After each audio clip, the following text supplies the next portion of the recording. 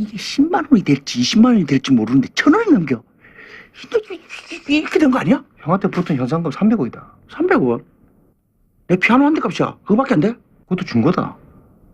하! 이 자식들이 완전히 나를 좀도둑으로 하나 보래. 말이 열차강도지 뭐. 좀도들이랑 다를 게 뭐가 있노? Greetings, movie fans. Lieutenant Fish is back to bring the pain with another review. I must apologize for the massive delay since my last review, but I hope to get back up to speed in short order, even if I'm not able to maintain my original pace. But for now, on to this week's flick, the next in my series of non-Western westerns.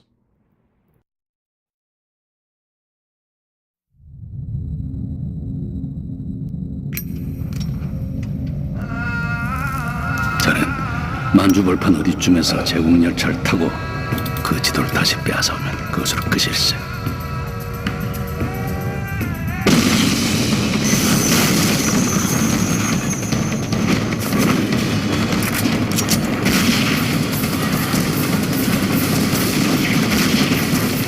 지도 찾으시죠. 지도 갖고 있는 놈을 찾으시죠. 엄청난 비밀을 하나 가르쳐주지. 그 지도가 뭔 줄 알아? 난다 긴다는 마정놈들이 피냄새만 늑대 새끼들처럼 몰려들 거야. 화를 자초하지 말게나. 같이 다니는 태고 맞지? 태고 어딨나? 나랑 그 지도에 나와 있는 곳을 가보는 거야. 내가 네가 사.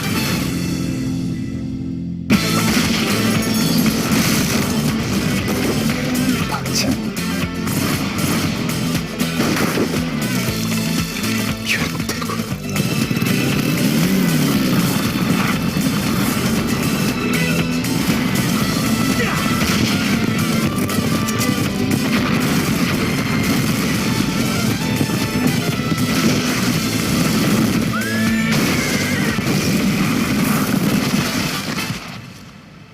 뭐잖아. 과연 누가 최고인지 니들 눈으로 똑똑히 보게 될 거다.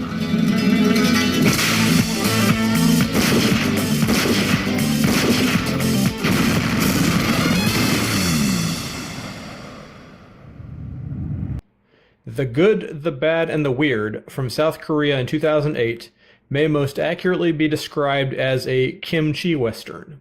At least, that's the rough translation I've seen from director Kim Jee-woon.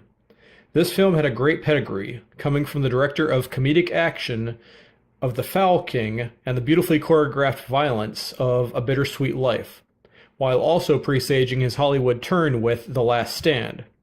A true ensemble picture featuring 3 solid leads and a number of entertaining supporting characters, this is a solid feature-length roller coaster. This film is not the first movie to utilize the northern Manchurian wildlands as a surrogate for the American West, but it is far and away the best one to have done so thus far. As the name suggests, there is the obvious connection in terms of plot and characters to Sergio Leone's The Good, the Bad, and the Ugly. 3 disparate characters all chasing after a legendary treasure map with all manner of gangs, bandits, not to mention the Korean resistance and the Japanese army after them.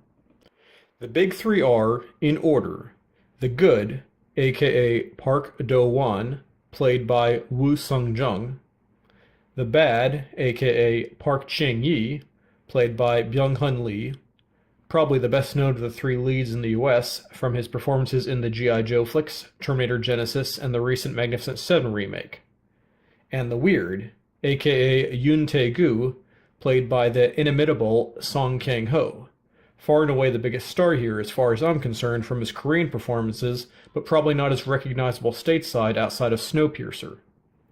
The treasure map in question, a legacy of the Qing dynasty that has been resurfaced after missing for decades, has been located and is being sold to elements of the Japanese occupation government in Manchuria, with the expectation from the broker that Park Chang-yi will rob the train and recover the map for a hefty fee.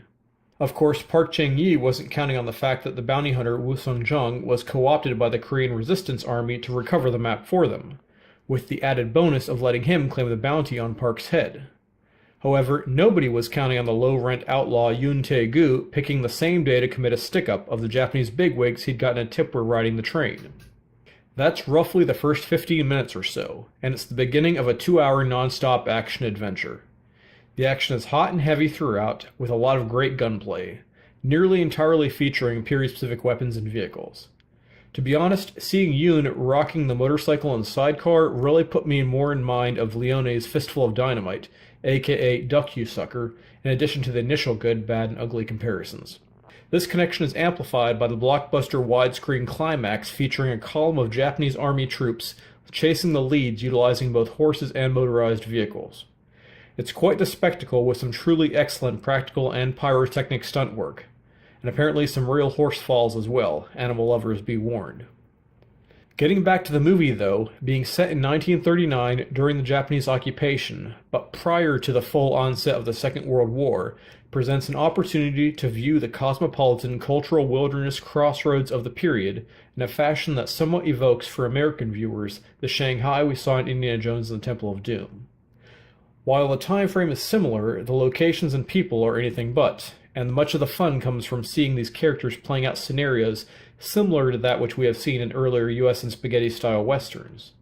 The expected character tropes and archetypes are all well presented, but given that this is a Korean flick, expect just a bit more scenery chewing than the average western. Let's just say, as much as I love Song Kang-ho, he makes Eli Wallach's Tuco look pretty low-key. Similarly, Park Chang-yi has no qualms about randomly shooting women or even his own henchmen if they mouth off to him at the wrong time. Definitely a booable black-hatted villain, or in this case, suited, since I don't think he ever wears a hat. Park Do-won is notionally the good guy, but like Eastwood's Blondie, he's really just out for himself, but generally acting with a moral set of principles. He doesn't care about the political situation or the Korean occupation, but if he can catch a villain and get paid for it, he's all in. In the desire to emulate the Western classics, I'm happy to relate that Kim Jee-woon and his team, crediting the composers Young-Yu Jang and Dalla Palan, have done an admirable job with the soundtrack. A gorgeous mix of Ennio Morricone and Asian tracks with some truly excellent repeating themes, not to mention a climax built around a unique rendition of Don't Let Me Be Misunderstood. In another element of my previous notes regarding matching local cinematic elements to the traditional Western tropes, I should also note that, in keeping with a lot of popular Korean cinema, the good, the bad, and the weird also has a few notes of almost oddball comedy in the midst of more traditional scenes, and while many of the shootouts are essentially bloodless, there are several more intimate scenes featuring sadistic, masochistic violence, not unlike that seen in many contemporary Korean gangster movies, including the excellent A Bittersweet Life previously mentioned. Additionally, I would note that while the extended chase climax featuring multiple gangs and the Japanese army is a truly impressive piece of work, it goes on for a little too long, and the geography of the action is not defined as well as it could be. Although in part that is also due to the Manchurian Badlands being a little less defined in character, at least to my eyes, than the American West or its Southern European stand-ins. As far as the DVD, as was my habit at the time, I picked up the Korean special edition when it came out, long before any Western release was available. This DVD features both the original Korean theatrical cut and the international cut. The Korean original is about 5 minutes longer than the international version, which is available on the US and other international DVDs and Blu-rays, and features a number of scenes related to the Korean Resistance Army plot that were cut for international audiences. However, it also has what I consider some superior character scenes after the epilogue that should not have been cut from the international release, in addition to some other Sergio Leone hat tips. Interestingly, it appears as though the Korean version is only available on the Korean DVD and not the Korean Blu-ray release. It also appears as though both the Korean DVD and the Blu-ray releases are out of print currently.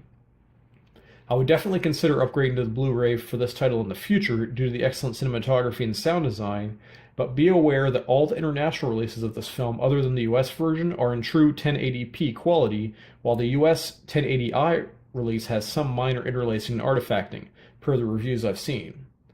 This movie is also available via Netflix DVD or Amazon Prime if you don't want to buy the Blu-ray. So on the whole, this is an excellent Kimchi Western that truly captures the epic feel of the US and spaghetti Westerns I've loved over the years, while also being truly its own creature. I highly recommend it for anyone looking for a good action Western with some solid characters and truly impressive practical stunt work. Apologies again for the massive delay in video updates. I don't intend to take so long on the next review, and I imagine the next one in this set of themed titles will be a real eye-opener. There are some more comic videos that may show up sooner depending on my work travel schedule, though. As always, if you like this video, please subscribe to the channel. Feel free to follow me on Twitter. Please leave a comment. I love responding to feedback. That's it for now. Stay tuned, movie fans. Lieutenant Fish, out.